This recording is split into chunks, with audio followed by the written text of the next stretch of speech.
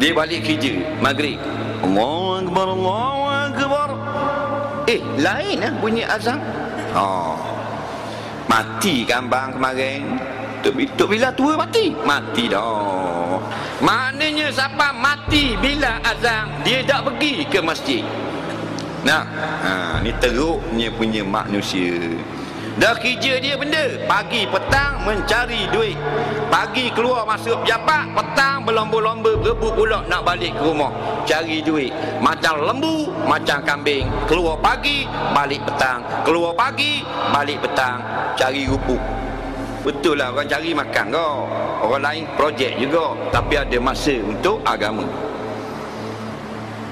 Bila mati cari masjid, telefon masjid, baru nak telefon masjid. Nak mati cari imam, dah kerti nak buat, mak dia kata pergi tanya imam. Pergi tanya imam nak buat macam ni ayah ni. Bapa kita tanya imam, ayahmu masa sibuk sangat kawan dengan siapa? Kawan dengan geng-geng kontraktor dia. Kita tanya kontraktor yang buat mana? Mati habis cerita, mati lagi. Mati wagi kubur. Panggil tukang mandi. Tukang mandi siapa? Assalamualaikum, Waalaikumsalam. Mandi di mana ni? Jenazah mana tu? Jenazah ada kat dapur. Nah, tuan rumah mati. Pagi petang cari duit je. Dah ada siapa masa mati. Ada pergi kuliah? Ada. Ada pergi ngaji Quran? Tak ada. Ada masuk selawat-selawat zikir? Tak ada. Orang buat jemaah ada mari? Tak ada. Dia sibuk.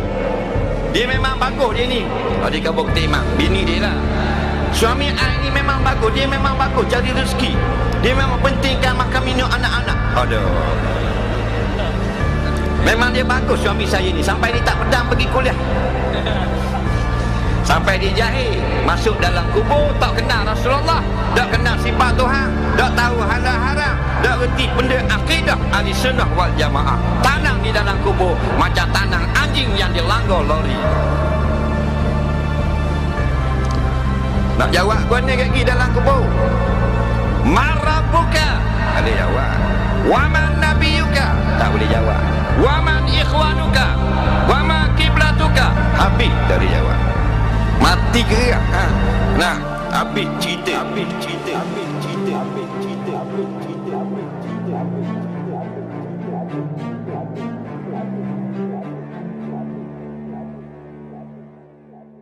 Subhanallah walhamdulillah wa la ilaha illallah wallahu akbar. Subhanallah walhamdulillah wa la ilaha illallah wallahu akbar.